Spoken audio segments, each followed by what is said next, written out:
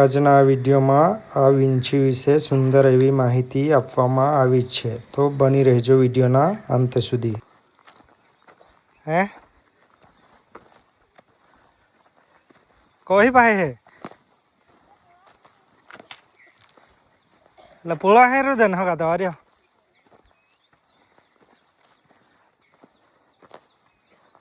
ઓવડા મોટા ખાન હે. अरे रे तो दौला जुझेगा दौना थोड़ी है जुझेगा.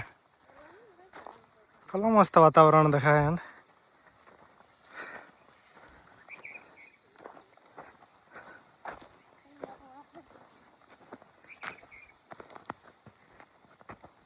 किसे लो बैग दो तुम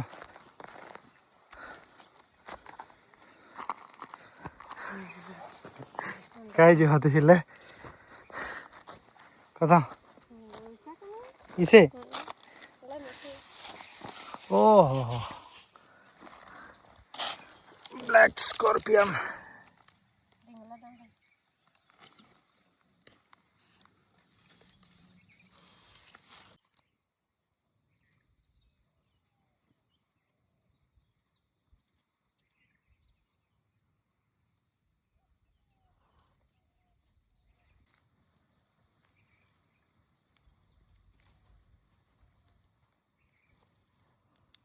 काला बिच्छू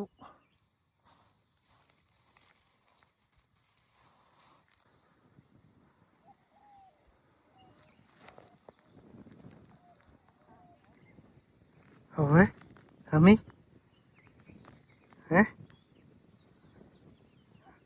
हमी वा हैं गोले लाओ खवाड़ा है क्या ना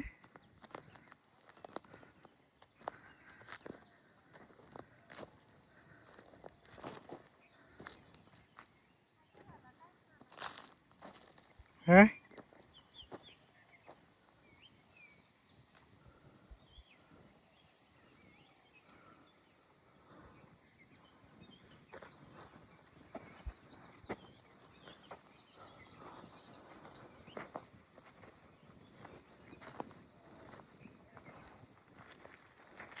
कई हेरा मिसड़ो है का हमी हमी कहे का चोरी गया ही इतने चोरी ली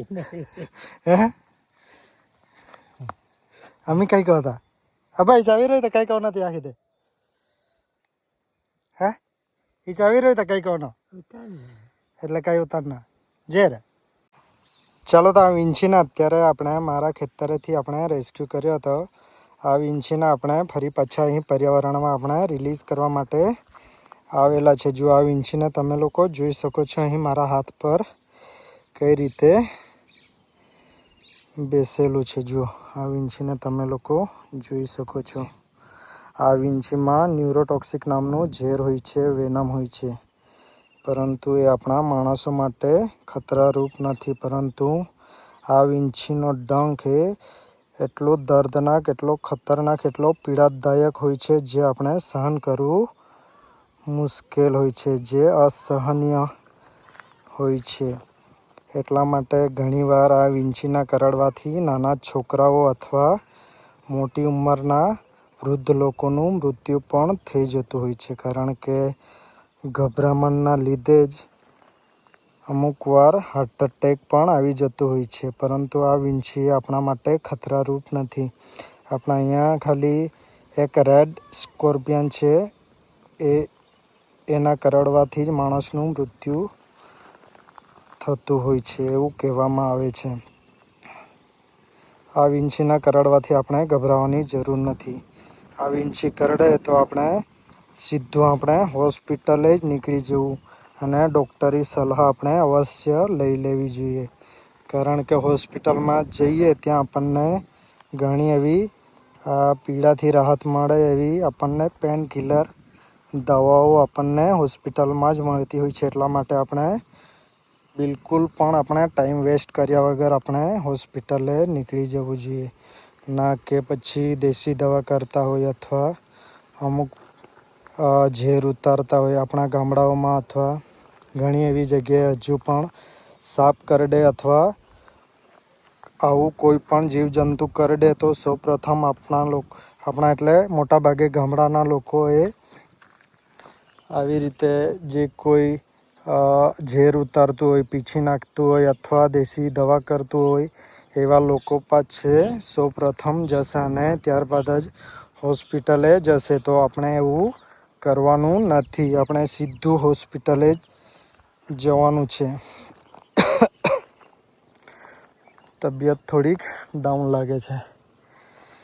આ વીંછી વિશે આપણે થોડી માહિતી જાણીએ તો માદા વીંછીએ પોતાના જીવનકાળ દરમિયાન એક જ વાર મા બનતી હોય છે એવું કહેવામાં આવે છે, કારણ કે માદા વીંછીએ બાળકોને એટલે કે નાના વીંછીઓને પોતાના શરીર પર જ બેસાડીને જ્યાં સુધી મોટા થાય ત્યાં સુધી એ પોતાના માનું જ માંસ ખાઈને મોટા થતા હોય છે. એટલા માટે જ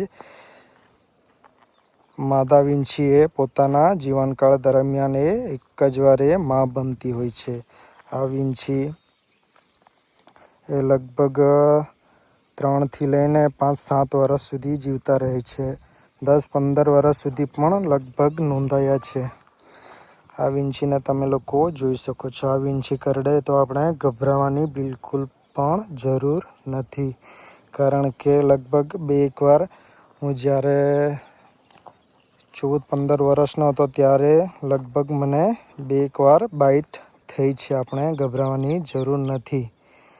આનાથી નાના હતા, આટલા મોટા નહીં હતા, પરંતુ આપણને એ પીડા સહન કરવી પડતી હોય છે, જે ખૂબ જ ખતરનાક હોય છે, જે ખૂબ જ ચડાવ ઉતાર સાથે એ પીડા આ વીંછીના ડંખથી આપણને મળતી હોય છે, જે આપણે સહન કરવું એ ખૂબ જ મુશ્કેલ છે.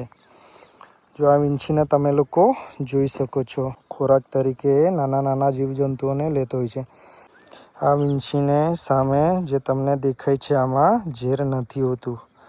આ કોઈ પણ જીવજંતુ જે પોતાના ખોરાક તરીકે ઉપયોગમાં લે છે તેને પકડવા માટે આ જે પકડ જેવું દેખાય છે એ ઉપયોગ કરતો હોય છે. અને આ વીંછીનું ઝેર આની પૂંછડીમાં એટલે કે આ ભાગે આ સોય જેવો કાંટો દેખાય છે વાંકો, આમાં આ વીંછીનું ઝેર હોય છે. આ વીંછીનું ઝેર ખૂબ જ ઉપયોગી હોય છે. ઘણા લોકો આપણા ઇન્ડિયામાં નહીં પરંતુ ચાઇનામાં અથવા અન્ય બીજા દેશોમાં આ વીંછીની ખેતી પણ લોકો કરતા હોય છે, કારણ કે આ વીંછીનું ઝેર ખૂબ જ મોંઘું વેચાતું હોય છે, કારણ કે આ વીંછીના ઝેરમાંથી ઘણી એવી દવાઓ પણ બનાવવામાં આવતી હોય છે. એટલા માટે જ આ વીંછીનું ઝેર ખૂબ જ મોંઘું વેચાતું હોય છે, અને એટલા માટે જ લોકો આ વીંછીની ખેતી પણ લોકો કરતા હોય છે.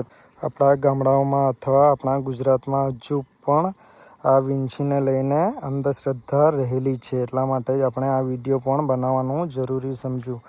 આ વીંછીને આપણે મારા ખેતરે ત્યાં મારા ભાભી અને મારા દાદા ત્યાં ચારો મૂકવા માટે ગયા હતા, અને ત્યાં ચારાની નીચે જ આ વીંછી પણ હતો. અત્યારે ચોમાસું ચાલુ થશે એટલે સાપોના દરોમાં પાણી ભરાશે.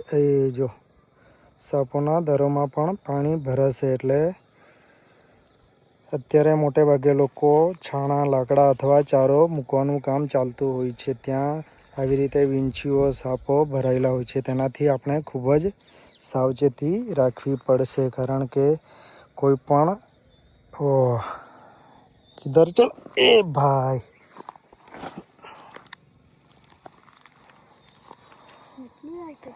લે પકડ, મોબાઈલ પકડ.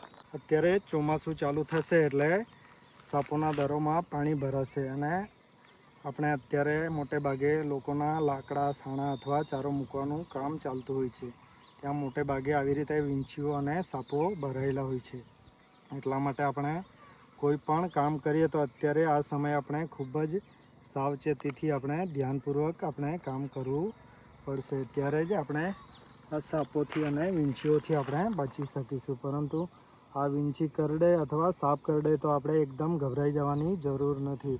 આપણે સીધું સરકારી હોસ્પિટલમાં જ નીકળી જવું અને ત્યાં આપણે પૂરેપૂરી ટ્રીટમેન્ટ આપણી થશે, કારણ કે સરકારી હોસ્પિટલોમાં મોટે ભાગે સ્નેક બાઇટ અથવા સ્નેક એન્ટીવેનમ ઉપલબ્ધ હોય જ છે. એટલા માટે આપણે લગભગ આપણી પાસે કલાકનો સમય હોય છે.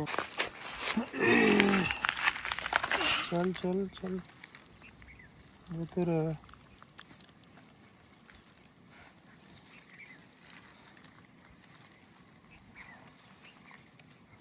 જેમ જવાન નહીં કરતું, શું કરીએ આને? હવે લઈ જઈએ પાછા. કેટલું નાટક કરતું છે. જ્યારે મોકલતા છે ત્યારે જતું નહીં કે?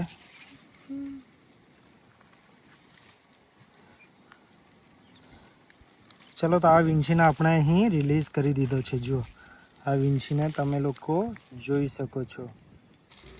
ચાલો, તો આ વિડીયો ગમ્યો હોય તો વિડીયોને લાઈક કરી દેજો અને આ ચેનલને સબસ્ક્રાઈબ કરી દેજો. ફરી મળીશું આવા જ નેક્સ્ટ વિડીયોમાં. જય હિન્દ, જય ભારત.